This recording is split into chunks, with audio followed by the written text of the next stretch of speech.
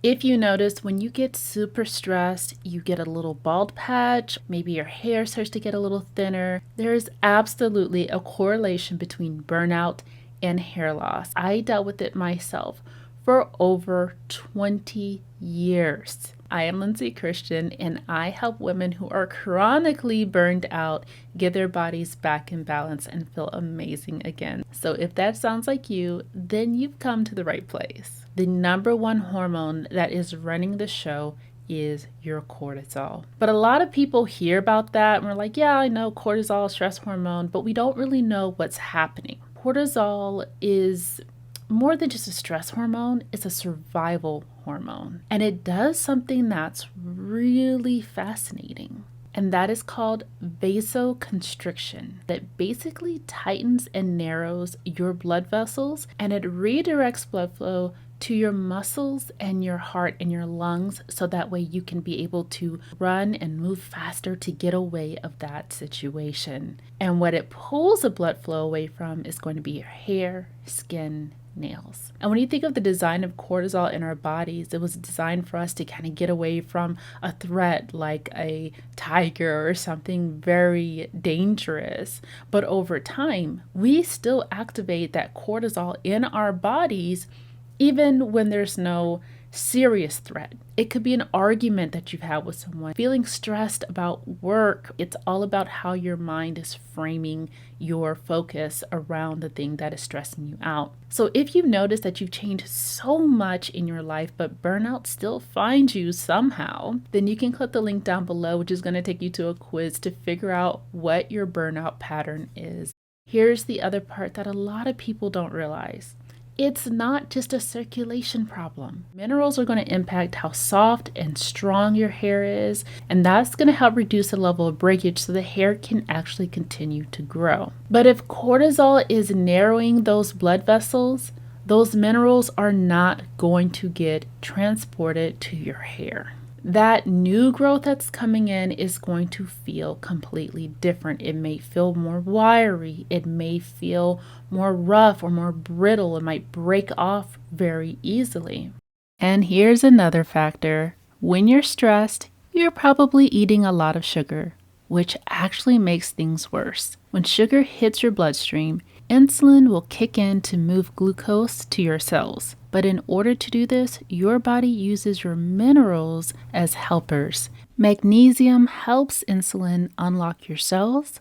Zinc supports insulin itself. B vitamins are burned up to turn that sugar into energy. And when your insulin spikes, your body will also lock iron away in storage. That means less oxygen gets delivered through your blood, and the hair follicles can't get a steady supply that they need. So every sugar spike drains your nutrients, leaving less minerals available to nourish and grow your hair. And so stress alopecia is not just about having thinner hair. It can completely shift your texture and make your hair harder to maintain or style. And listen, this isn't just a theory. I have lived it. First, it started here in my crown area. And then over time, the hair actually started to grow back. It is a little thinner in the crown area, but the alopecia pretty much was gone. And then it showed up in a different area of my scalp, which was here, the left side of my scalp, behind my ear. So I spent years trying to fix it with products and treatments. It wasn't until I realized I actually did not have a hair problem. I noticed that my iron was low, and it took me a while before I even figured out that it was my iron that was low, because when I did my blood work, it said it was normal. I always had poor blood circulation, cold hands, cold feet, and my mood would even drop sometimes. So now that we understand why we're dealing with the stress alopecia, I want to break down the things that have helped me so much to be able to get my hair back. And it's still growing, but it's growing, right? I went from this to this. I saw amazing results when I tried the Holistic Hair Repair Bundle by Haya Herbs. What I love most about it is that it works with you from the inside out. Number one, the Hair Veda oil. This oil is not just a product, it is a full-on ritual. And you know, we love pleasure rituals around here. It's got amazing, powerful herbs that have been sourced from Egypt and India and right here in North Carolina. But it's got herbs like amla, brahmi, and bringrash that have been used for centuries. These herbs help to stimulate circulation and strengthen the hair roots. Where cortisol is pulling it away, it's pulling it back up to the scalp so that way we can get more hair growth and nourishment to our strands. It also has the Hair Veda mask. This is basically food for your follicles, and it makes my hair so soft and strengthens it so it adds that moisture and the strength at the same time. And as we have learned, hair health starts from the inside, and burnout will deplete those minerals, especially iron. So the Vital Iron Tea is amazing for plant-based iron. So it has nettle and yellow dock, which are gentle, effective, and really supportive for blood flow. Now, I do have to tell you about my favorite tea out of this whole thing is the Brain Brew. And this tea has adaptogens like ginkgo, gotu kola, which helps your body manage stress, restore focus, and support circulation to the brain and the body. It also has the Nerve Tonic. This has skullcap, passion flower, and milky oat tops, so it helps your body feel safe enough to relax and heal. So I wanted to leave a link down below so that way you can get it as well because it has changed the game for me. Here's a few more tips to stimulate hair growth. Swap sugary snacks for more protein and fiber. This will help to keep your blood sugar stable and your scalp nourished. Do some scalp massages using your fingers or a scalp massager in circular motions. This will boost blood flow back to the hair follicles. Practice breath work for calming your cortisol levels.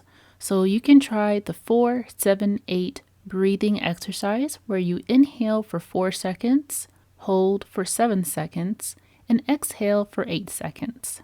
This will help your nervous system to relax and help with circulation and hormone balance. And be sure to get your mineral support through your food like magnesium and leafy greens, zinc from pumpkin seeds and oysters, iron from lentils, spinach, turkey, and red meats. These minerals directly impact your hair's texture, growth, and stress resilience. Now, all of these tools are absolutely amazing, but we are not going to make progress if we're not aware of our burnout patterns, which is what's driving all of that cortisol, restricting that blood flow. If anything in this video has resonated with you, then be sure to like, comment, subscribe, share, whatever you can do to let other women know about what's going on. And don't miss the next video in this series because we're going to be breaking down how blood flow impacts your libido as well. So if that is something that you've been challenged with, then be sure to hit that notification bell so that way you know when that video is dropped.